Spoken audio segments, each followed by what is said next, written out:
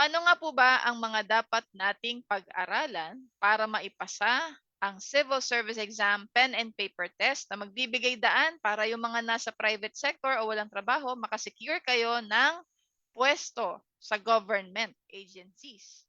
Pwede nyo rin itong gamitin kung kayo ay JO, contractual, no? Naka-agency po kayo pero sa government kayo nagtatrabaho at hindi pa kayo nare-regularize.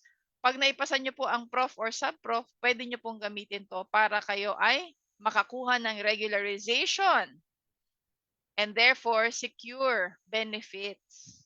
At kung kayo naman po ay regularized na, pero ang tagal nyo nang naghihintay ma-promote, you may take the professional level para naman po tumaas ng ating salary grade at mabigyan tayo ng nararapat lamang at bagay na job title. Diba?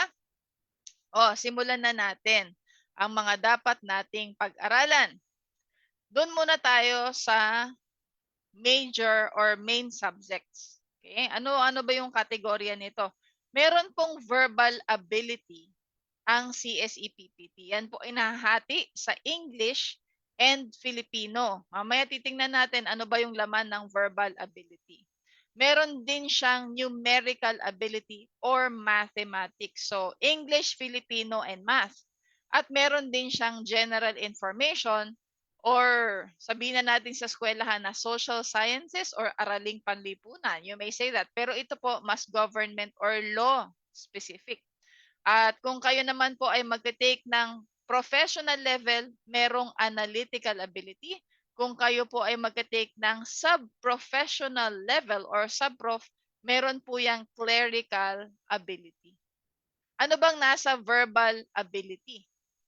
Mayroon po yang English grammar. Ano ba yung grammar? Mamaya titingnan din natin yan. Meron siyang Filipino balarila. Kung natatandaan ninyo kung ano yung balarila, ito yung mga tinuturuan kayo ng teacher nyo nung araw. Ano ang mga pandiwa? Ano ang mga pang-uri? Yan. Ha? Pero hindi niya tatanungin kung anong definition yan. So, mamaya titingnan natin. No? Meron siyang reading comprehension in English and Filipino. May paragraph organization siya in English and Filipino. At syempre, meron siyang vocabulary in English and Filipino.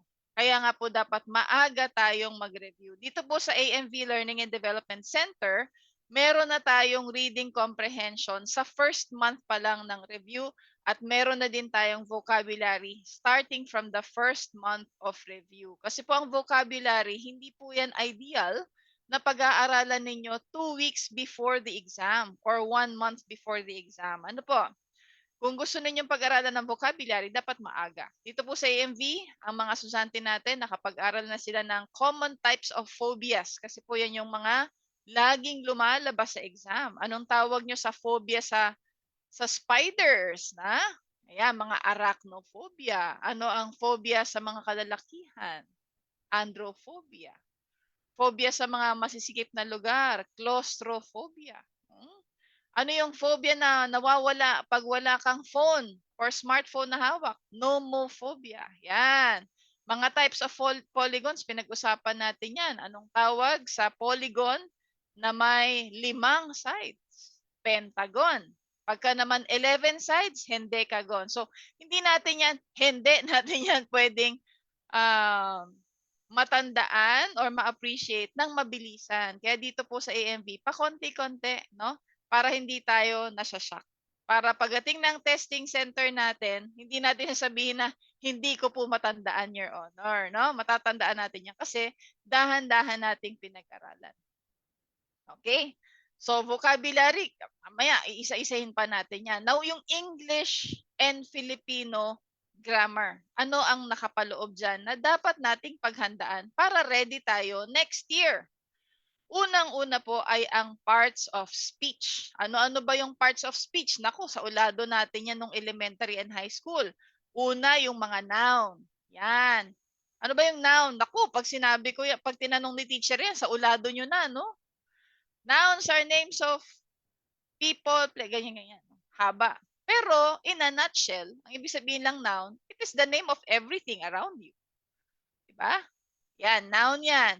mga pronoun, mga verb, adverb, adjectives. Ayan, mga articles, mga prepositions, pag-aaralan dapat natin yan. Kaya nga, dahan-dahan para na-appreciate at pag na-appreciate, natatandaan at mapapakinabangan. Kailangan din nating malaman yung subject-verb agreement. No?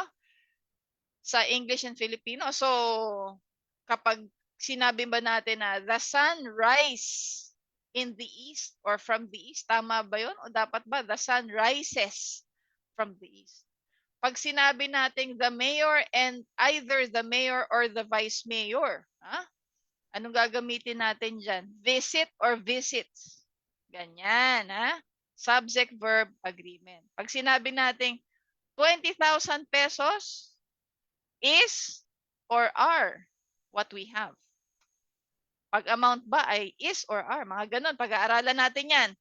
Which reminds me, doon sa mga enrollees natin at sa mga gusto pang mag-enroll, pag-uusapan po natin ang subject-verb agreement next week. Oy, exciting yan. Pag-uusapan din natin yung pronoun antecedent agreement. Ano yan? Yung halimbawa, sinabi natin na President Ferdinand Marcos Jr. and blank staff. Is it his staff, her staff, their staff? Ganon, no? Paano kapag sinabi natin na someone left blank purse on the table? Pag sinabi nating someone, ano ang pronoun niyan? Is it his, her, its, their, etc.? No? Yung parallelism, kailangan din nating malaman yan. No? So for example, may sentence tayo. I love watching YouTube, listening to Spotify, and cooking. Naku, hindi po yan parallel. Kasi yung mga unang example natin, watching, sinabi niya kung saan siya nanonood. Ano yung object niya? Watching YouTube. Yung listening, sinabi natin may kasama siyang Spotify. Listening to Spotify. Yung cooking walang kasama. So, ibig sabihin, hindi siya parallel.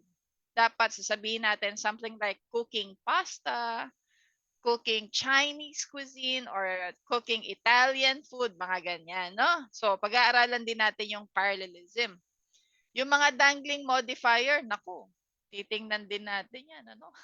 Nakakalito kasi yan eh. Pati yung fragments. Yung mga dangling modifier, hindi mo mawari kung saan pupunta yung sentence, ha? So for us to be able to digest, appreciate, and benefit from all this, mag-enroll po kayo sa EMV Learning and Development Center kasi ang pag-aaral dito malumanay lang, pakonti-konti, para hindi nyo lang siya papakinabangan sa testing center, mapapakinabangan nyo pa siya on a daily basis. Sa reading comprehension po, ito ang isa sa mga pinaka-sakit sa tagiliran ng mga nag-take ng civil service exam. Noon lamang pong August 11, 2024, ang daming nagreklamo bakit daw napakahaba ng kailangang basahin. Meron po tayong mga hack sa reading comprehension.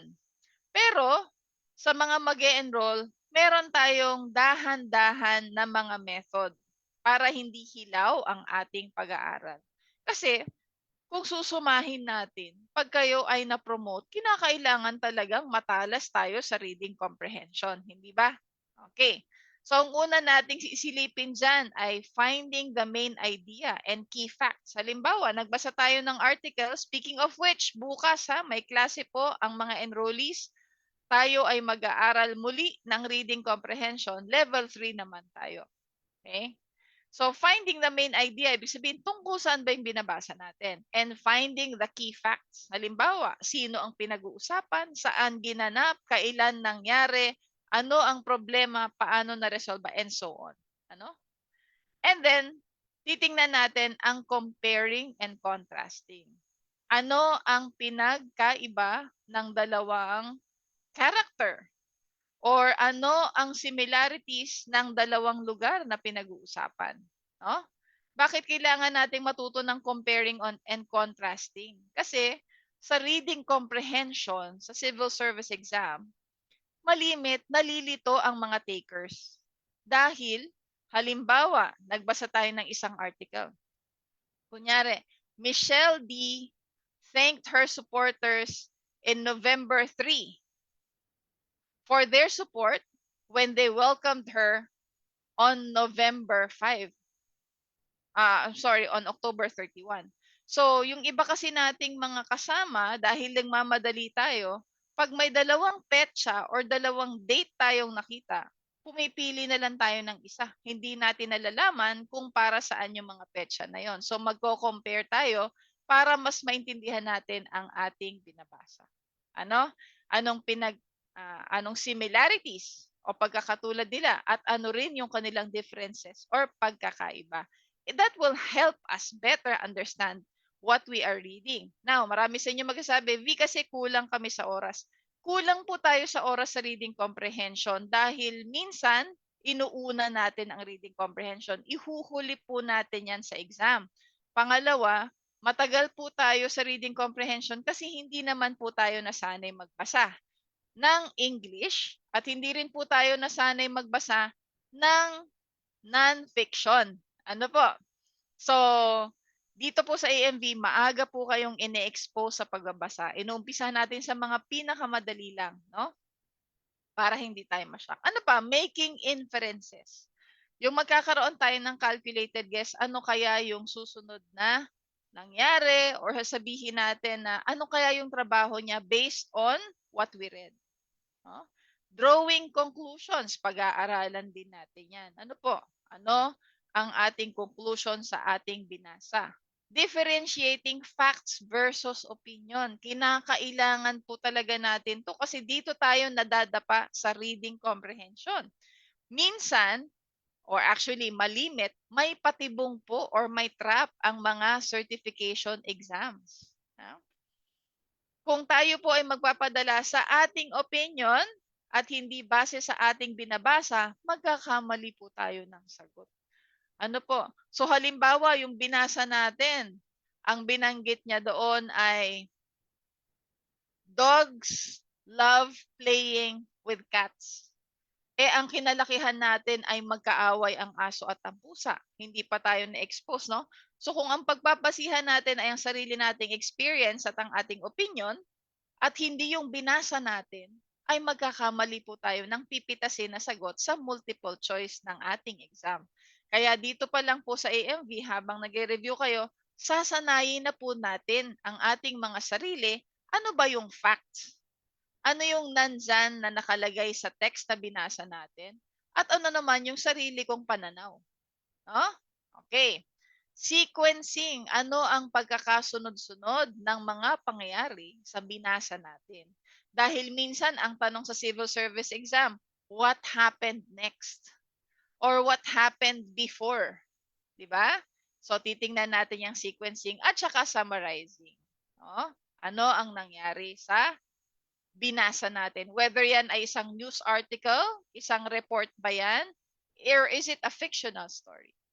So kinover na natin yung English grammar, Filipino balarila, reading comprehension. Punta naman tayo sa paragraph organization. Sa paragraph organization, naku, marami po tayong mga passers na nakinabang sa ating mga hack on paragraph organization kasi malimit, nagtatagal po tayo dahil nalilito tayo kung ano ang pipiliin nating sagot. Ano nga bang pagkakasunod-sunod ng mga paragraph na yan? So bukod sa ating hack, dapat din kasi malaman natin o ma-identify natin ano ba yung topic sentence. Alin dyan sa mga paragraph na yan ang nagkasabi kung tungkol saan talaga yung binabasa natin na istorya, report, or balita. Yung supporting sentences, ito yung mga nasa kalagitnaan, pang backup dancer kung baga ano. At yung concluding sentence, ito yung pangtapos na pangungusap na nagkasabi na tapos na ang kwento ko. Okay? So, na-discuss natin yung English grammar, Filipino balarila. Pinuntahan natin ang reading comprehension at pati na rin ang paragraph organization. Paano naman ang vocabulary? So, sa vocabulary po natin sa civil service exam and most certification exams, ang kino-cover po dyan ay yung tinatawag nating Tier 2 or Level 2 English vocabulary. Ibig sabihin ng Tier 2, ito yung mga high frequency, mga laging ginagamit na mga salita, pero meron siyang mga multiple meanings. Yan, okay? Kasi kapag tier 1 or level 1, yan yung common words. High frequency common yan, no? Isa lang ang meaning. Halimbawa, give. Alam natin yung ibig sabihin ng give, magbigay. Yung eat, very common. Alam natin ibig sabihin yan, kumain. No? Pero pagka inentrahan na tayo ng mga salitang benevolent, yan. Mirage, yung mirage, mga facade, yan. Ha? So, kailangan may exposure tayo dyan. Pero, sa civil service exam po, lumalabas yung mga polygon or tawag sa mga shape na may iba't ibang bilang ng side. Halimbawa, di ba, ang triangle, tatlong side yan. 1, 2, 3. No? Yun namang square or ating quadrilateral ay 4. Paano kapag 5 na yung side niya? Ayan, pentagon. Pag 6, hexagon. Pag 7, heptagon, octagon, enneagon or nonagon, decagon, hendecagon, dodecagon, etc.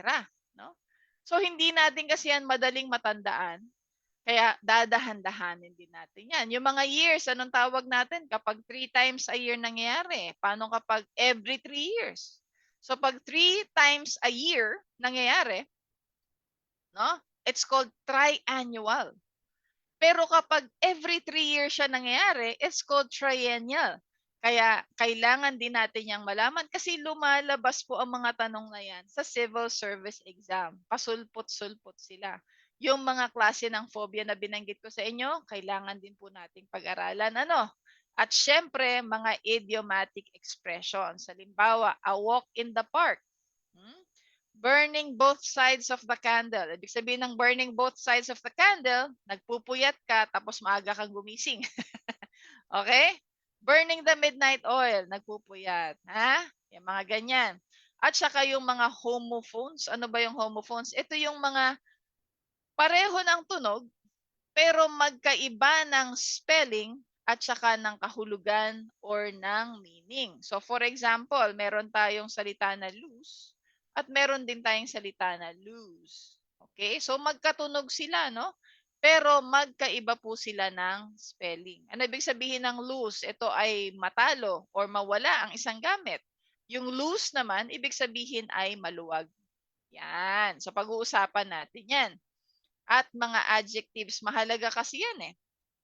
Adjectives and nouns, no? So, minsan hindi natin alam ang ibig sabihin ng benevolent, hindi natin alam ang ibig sabihin ng excruciating. Yan po ang mga tinatawag natin ng mga tier 2 words. Okay? So, vocabulary yan. So, tinapos na po natin yung coverage ng ating verbal ability sa English and Filipino. Pumunta naman tayo ngayon sa numerical ability or sa mathematics. Unang-una po sa lahat, meron dapat tayong knowledge sa basic operations. Pangalawa, ang number sequencing at ang solving word problems in math. Ano-ano ba ang nakapaloob sa basic operations? Huwag po nating i-smallin yan, malawak yan. Unang-una sa lahat, dapat po ay kaya na natin mag-isa.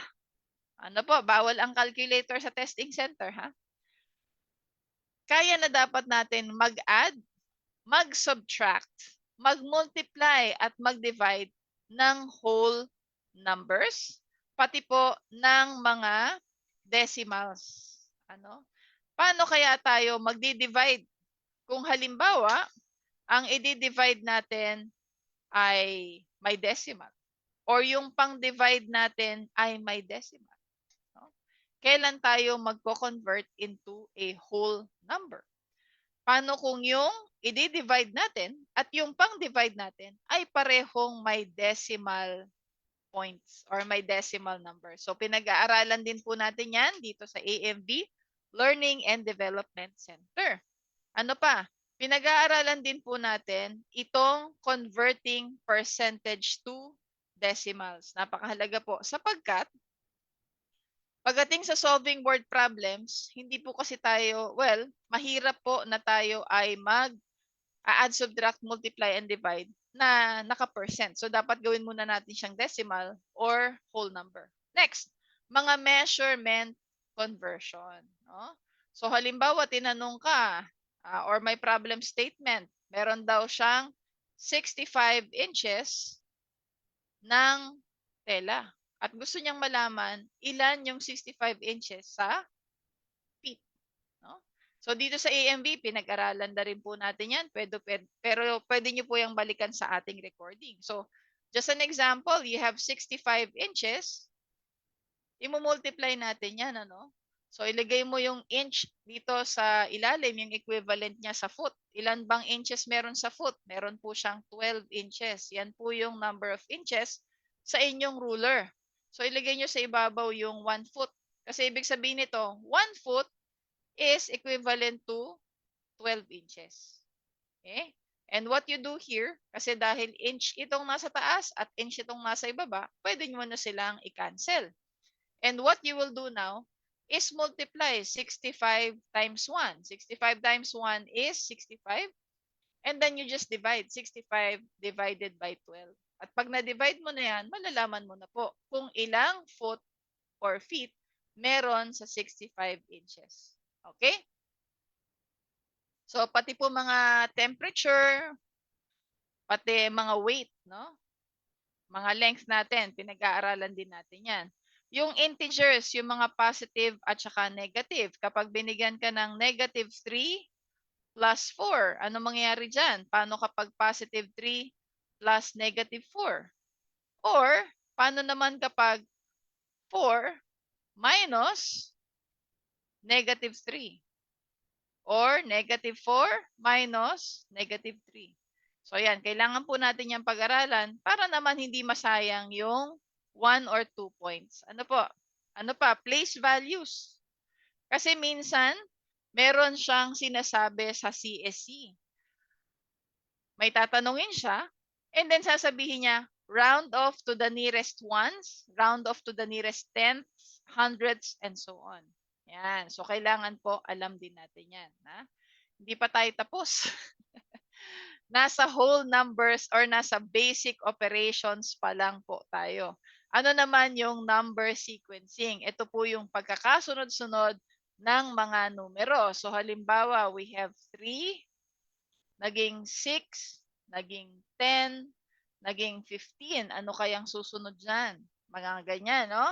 So titingnan natin ano ba ang difference ng 3 at saka 6. Nako, plus 3 yan. Ito, plus 4. Ito, plus 5. So, ibig sabihin, nakikita natin na umaakyat siya sa bawat term. Plus 3, plus 4, plus 5. So, most likely, ito ay plus 6. So, ang gagawin natin, 15 plus 6 is what? 21. Okay?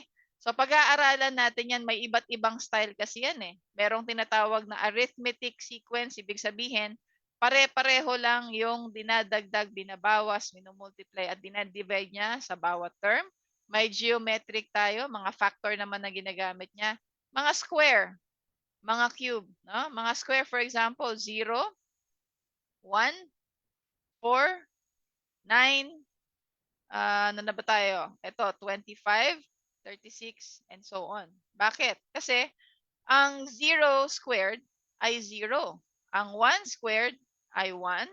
2 squared ay 4. 3 squared ay 9. Ano ba yung squared? I-multiply mo siya by its own number. So, 1 times 1 is 1. 2 times 2 is 4. 3 times 3 is 9. O, ano susunod? Nakalimutan ko yung 16 dito ah. Okay, so may 16 tayo dyan, yung 4 squared. And ito naman, 5 squared, yung 5 times 5. Okay? So, pwede rin yan na maging cube. Ano po? So, 0, tapos 9, and so on. Meron ding Fibonacci numbers. So, if we have something like 5, followed by 3, 8, 11, 19, 30, blank. So, ano nangyari dito? Anong difference ng 5 at saka 3? Bumaba siya, no? Minus 2. Eh, yung 3 tsaka 8, plus 5. Yung 8 at saka 11, plus 3. So, wala tayong makitang magandang pattern. So, most likely, this is a Fibonacci sequence. Ibig sabihin, yung first na 2 previous terms ay ini-add. No? 5 plus 3 is 8. 3 plus 8 is 11. 8 plus 11 is 19. And 11 plus 19 is 30. So this means i-add natin itong 19 and 30 para makuha natin ang sagot, which is 49. Okay? So pag-aaralan natin yan, pagka-practicean natin para masanay kayo. At saka finding the nth term. So meron pong formula para dyan. Tapos na tayo sa basic operations. Sa number sequencing, pumunta naman tayo sa solving word problems.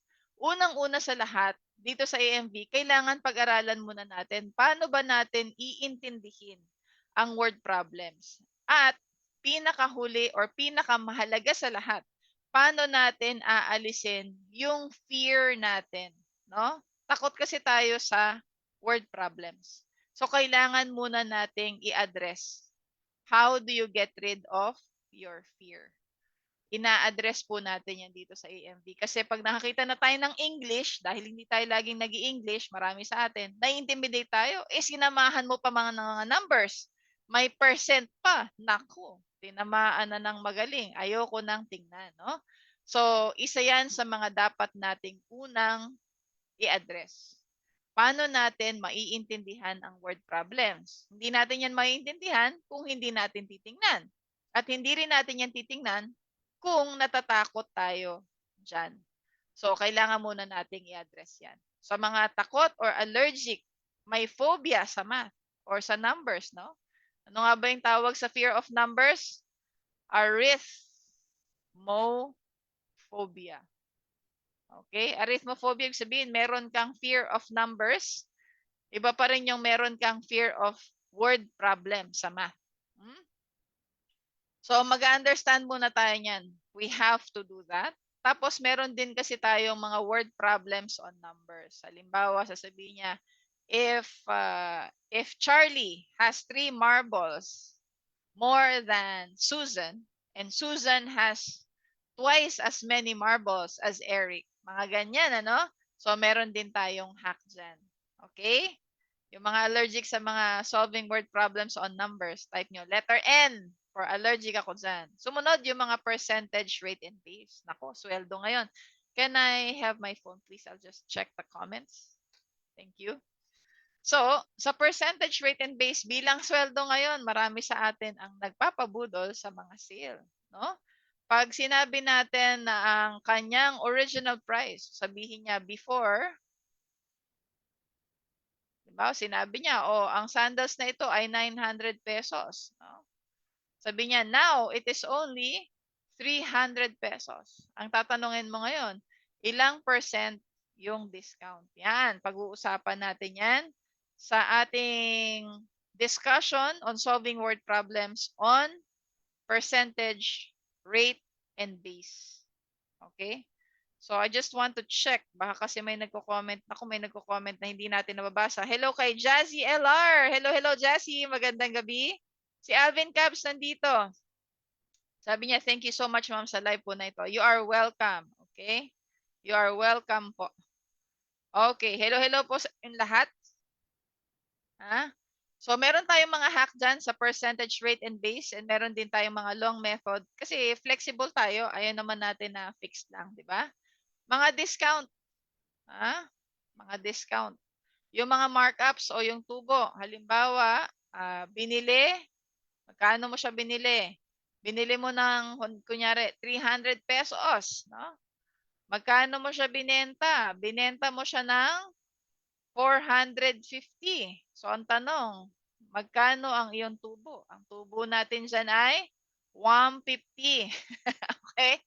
So, tatanungin ka naman yan, ilang percent yung tubo? Yan. Mga ganyan. Kasi alam nyo, hindi man marami ang tanong sa markups. Sayang ang 3 points, 4 points, di ba? Pero ito po kasing percentage rate and base, ito yung isa sa mga pinakamaraming dinidiscuss. No? Kasama na yung fractions. Fractions, naku, napakarami po ng fractions. So for example, tatanungin ka, what is 3/4 plus 2/3? Paano mo makukuha yan? Mahirap mag-add yan kasi magkaiba sila ng denominator or pangilalim. So dito sa AMV, meron tayong hack dyan eh. Imbis na umanap ka pa ng LCD, sasauluhin mo yung multiples of 4 tsaka multiples of 3. I-multiply mo na lang yan. 4 times 3. Di nakuha mo na yung least common denominator or common denominator. Diba? Saka mo siya ngayon gagawing similar fractions. Okay. So anyways, pag-aaralan natin yung mga fraction. Okay? Ano pa? Rate of increase or decrease. O usapang bigas tayo ngayon. O kunyari, pinag-uusapan natin ay Mindoro Dinurado na bigas. Okay? So halimbawa, sinabi niya, last month, ang 1 kilo ng dinurado ay 53 pesos. So for the month of September, okay? Sabi niya September, isipin ko na lang October ngayon. 53 pesos per kilo. Pagdating ng October, naging 56 per kilo. Ang tanong niya ngayon, ano ang rate of increase? Rate of increase. Pag-aaralan din natin yan. O usapang gasolina naman. Noong 2022, nung may pandemya. Kailan ba yung pandemya? 2020? 2020? O, 2020. Ang 1 litro ng gasolina, bumagsak sa, ano ba? Bumagsak to ng 50 pesos. No? 40 pesos nga yata eh. 40 pesos per liter. No? Per liter. Ano nangyari nung na-lift ang restrictions? Bigla siyang nag-skyrocket, bumawi sila, no? So 2022 ba? 2021. 2021, umakyat, naging 99 pesos per liter. So ang tanong ngayon, ano ang rate of increase? Ganyan. Pwede rin namang rate of increase. Halimbawa, usapan tayo ng mga fashion accessories, no? Halimbawa, merong mga earrings. Sabihin natin na nung January, yung earrings na yan na nauso nung January, ang presyo niya ay 1,000 pesos. Pero pagdating ng June, dahil tapos na yung season, medyo laos na siya, naging 300 pesos na lang siya. Tatanungin ka ngayon, ayun, ano yun naman yung kanyang rate of decrease? Yarn! Okay? Ang saya, no? Kayang-kaya niyo yan. Kailangan nyo lang ng kasama at saka positive learning environment. Okay? Hindi pa tayo tapos. Word problem solving pa lang yan, ha? Meron din tayong pag-aaral ng interest. Yung interest na yan, pag-aaralan nyo paano makuha ang principal, ang rate, ang time, at saka yung overall interest. No? So, mga investment yan, usually mga investment, mga savings, mga loan. So, halimbawa, meron kang kinuhang loan. Nag-loan ka, ang principal mo ay worth 100,000. Ang kanyang annual interest ay 2% at gusto mo siyang bayaran within 3 years. Yan. Ang tanong dyan, magkano ang iyong babayarang interest on top of the principal? Okay? Mga ganyan. Or halimbawa naman, kumuha ka ng loan na 100,000. Babayaran mo siya ng 2 years. Tapos, ang overall interest na babayaran mo dyan ay papatak ng 4,000 pesos. Tatanungin ka niya ngayon, ano ang annual rate niyan? Mga ganon. Kayang-kaya nyo rin yan. Sasamahan ko kayo kung bala sa inyo. I got you. Okay? Ratio and proportion. Kayang-kaya nyo rin yan. No? Kung halimbawa, tinanong niya, itong si Mr. Ramos. Si Mr. Ramos ay sumakay ng coaching Kuba. Ano yung coaching Kuba natin? Natsura ng coaching Kuba natin.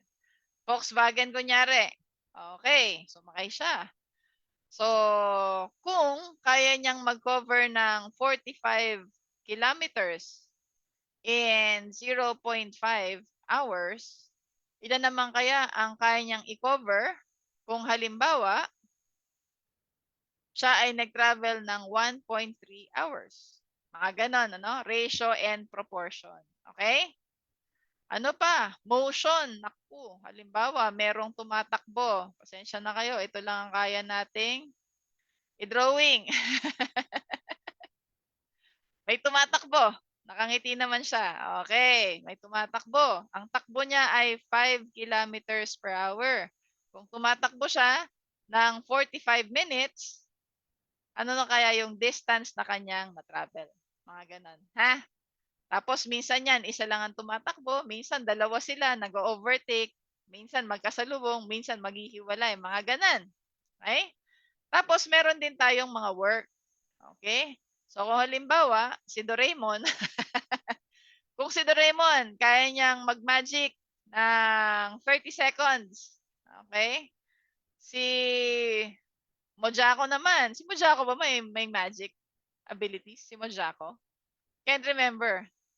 Meron ba? O kunyari lang, meron ano. Si Mojako naman, kaya niyang gumawa ng gadget, no? Ng 20 seconds. O, yan, 20 seconds. Gano'ng katagal kung mag-join forces sila? Yan, mga ganyang klase ng tanong. Yung sa work. O, halimbawa, si Alice, kaya niyang maglinis ng buong bahay. Buong bahay yan, ha? In 7 hours. Tapos, si Shirley naman, kaya niyang tapusin yan in 5 hours. O, pag nag-join forces sila, ilang oras yan? Mga ganyang klase ng tanong yung sa work. Sa solution naman, halimbawa sinabi niya, ilan ang makukuha mong alcohol, no? Sabi niya, meron tayong ilalagay na 70% isopropyl alcohol. Or ethanol, nilalagay tayo ng 70% na ethanol. Okay? Sa 500 ml na alcohol solution. So tatanungin niya, ilang milligrams or ilang ml yung magiging ethanol niyan. Mga ganyan. Okay? Pero huwag kayong mag-alala kasi simple multiplication and division lang yan. And syempre, meron ding mga questions on age. Yan. Okay? So, yan yung mga dapat nating pag-aralan pagdating sa solving word problems on math. Kasama nga dyan yung mga fraction. Halimbawa, Don Benito, he's going to give 1/5 of his property to his grandchildren. Mga ganyan. Okay? Puntahan naman natin yung general information. So, yung binanggit ko kanina na English, Filipino, tsaka math, meron yan sa professional and sub-professional. Pati itong general information, parehong meron yan, prof and sub-prof. Ang pinakaunang lumalabas, hindi naman unang lumalabas, no, pero hindi yan nawawala, yung Philippine Constitution, 1986 Philippine Constitution. Hindi natin kailangan basahin yung buong libro, pero yung salient points lang. Salient, ibig sabihin, mga mahahalaga, yung mga makaka-relate tayo. Usually yan, mga dates, numbers, mga terms yan. Okay, halimbawa, ilang taon, ano ang minimum age requirement pagka gusto mong tumakbo bilang congressman? Ilang taon ang term? Ano mga grounds for impeachment? Ganon. At tapos itong RA 6713, usually ito ay situational. Halimbawa, Mr. Reyes, nahirapan pa ako sa example. O, si Mr. Reyes daw, niregaluhan. Ay, naku, maganda example tong nangyari saan ba to? MMDA ba to? Alam ko, a few months ago, nagkaroon ng issue yung MMDA at saka si former governor ba o current governor? Chavit Singson. No? Nakatanggap sila ng cheque. May natanggap silang cheque from Chavit Singson. At ang sabi naman ni Chavit, ito daw ay gift, no, para makatulong sa MMDA. So ayan, nako-question yan.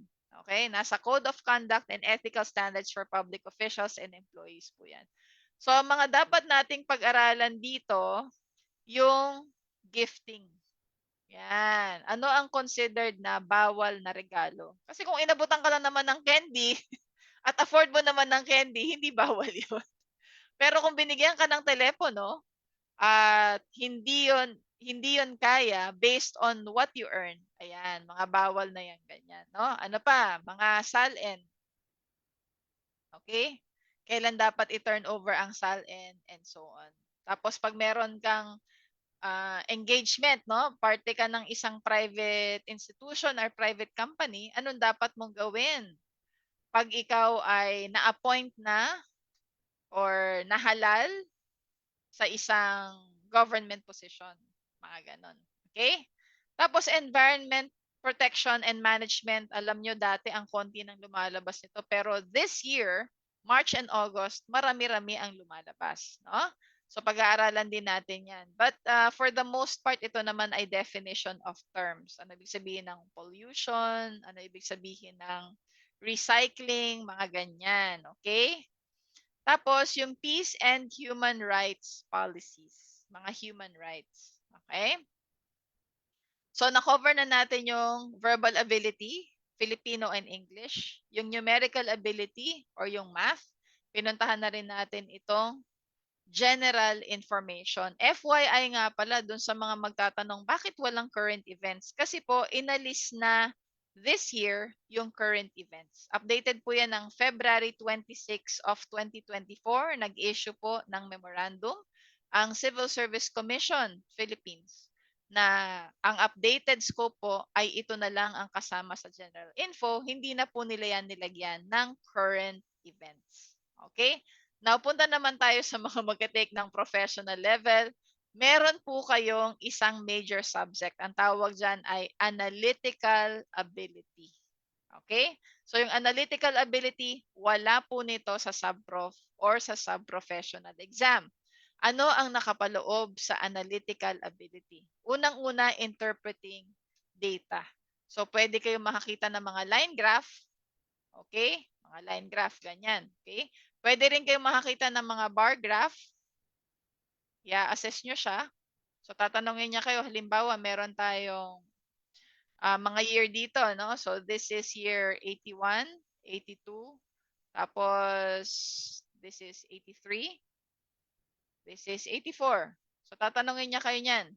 For example, the questions can be like, on what year did they produce the highest number of corns? Mga ganyan, no? Tapos tatanungin niya kayo, ilang percent yung difference ng na-produce between 81 and 82? Okay? Ganyan. And then, pwede rin naman na makakita kayo ng pie chart. Okay? Yan. So, for example, tatanungin niya kayo, ito yung sa, let's say, sa mga drinks, no? So, let's say this is Coke, this is Sprite, this is Royal, and this is Mug, root beer, no? So, tatanungin niya kayo, ilang percent yung gumagamit ng Coke, ano ang difference ng gumagamit sa Coke and Royal, and so on. So, yan po yung ilan lang na example ng interpreting data. Yung sa may assumptions and conclusions, ito po ay magbabasa kayo ng text. Ano? So, for example, meron siyang sentence na, Rudy went home from work late last night. Or he can say na, Rudy arrived late from work last night. So, sulat ko dito Rudy, lakas maka 70s ng pangalan natin, no? Arrived home very late from work last night.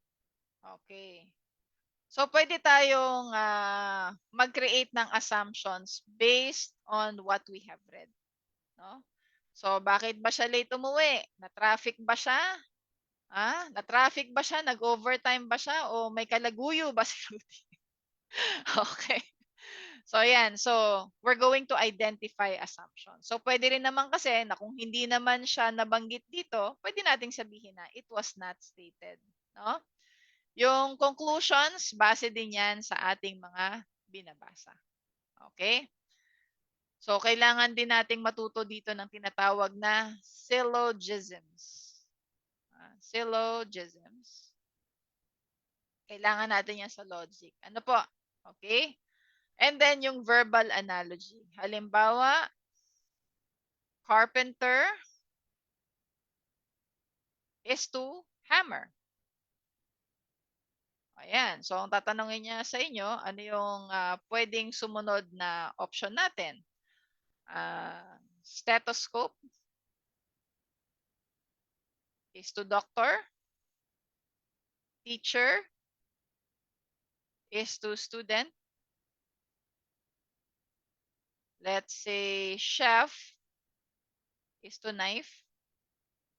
And car is to tire. Okay, maraming nalilito dito kasi sabi nila lahat naman sila related eh. No? Yan, mga ganyang klase. Pero bigyan ko lang kayo ng tip ah. Kung itong carpenter, this is a person, di ba? Person. Yan. And then itong hammer, this is a tool. So dapat lahat ng makikita nyo dito sa side na to, puro person. Di ba? Kung yung stethoscope hindi person, hindi na yan ang sagot nyo. Yung teacher, person naman yan, so pwede. Yung chef, person yan, so pwede. Yung car, hindi yan person, so hindi na yan ang sagot nyo. And then, dapat lahat ng nasa kanan, puro tool. No? So, yung doctor, hindi siya tool, so hindi yan ang sagot. Yung student, hindi rin siya tool, so hindi yan ang sagot. Wala na yan, na-cross out na natin yan, na-cross out na natin to. Yung knife ba ay tool? Yes. Yung tire ba ay tool? Hindi, kasi part ng coach yan. So, ang sagot natin dyan ay letter C. Chef is to knife. Okay? So, paano naman kung tayo ay mag-take ng sub-professional? Tandaan nyo, kung magka-sub-prof kayo, hindi kasama tong mga naka-share ngayon ha, sa slide. Pang-professional lang tong slide na to. Okay? So, ang sub-prof, meron kayong English, Filipino, Math, and General Info. Pero wala kayong data interpretation. Okay? Ang meron kayo ay alphabetization. Dapat marunong kayong mag-alphabetize. Marunong kayong mag-index ng personal names, ng business names, ng government agencies, at saka dapat marunong tayo ng spelling. Okay? Ayan. So, yan po yung coverage ng ating CSE PPT. So, yung personal names kasi, uunahin natin yung last name, di ba? Laging last name yan eh. Pero kung paano naman kung pare-pareho sila ng last name, anong pagbabasihan mo? Halimbawa, meron tayong Abrenica. Abrenica James. Meron tayong Agoncillo Trisha. At meron tayong Abrenica Marvin. Ayan. So sabi natin, last name muna. Anong mauuna? Abrenica, Agoncillo, o Abrenica? So, letter A muna. Lahat naman sila letter A. Yung sumunod na letter mo, letter B. Okay. Kaso mo, dalawa yung Abrenica mo. So, ang pagbabasihan mo niyan ngayon, yung first letter ng first name. Ano bang mauna? Letter J or letter M? In this case, it is letter J. So, siya yung number 1, ito yung number 2, at ito yung number 3. Marami pa yan. Paano kung pare-pareho sila ng first name? So, halimbawa, ito, James din siya. James. Pero ito ay L. Ito naman, wala siyang middle initial. No? So, anong mauuna dyan? Mga ganyang klase. Okay? Tapos, paano kapag merong junior, merong senior, merong the third? Diba? Halimbawa, Reyes, Al, Junior. Tapos, merong Reyes, Al, the third. Meron ding Reyes, Al, Senior. O, paano mo yan pagsusunod-sunodin? Mga ganyang klase ng tanong. No? At saka sa mga business names, business names tayo. Paano kapag ang pangalan ng business name ay A, okay. Paano kapag number 1 tire? No? Paano kapag Debac? Debac. Ayan.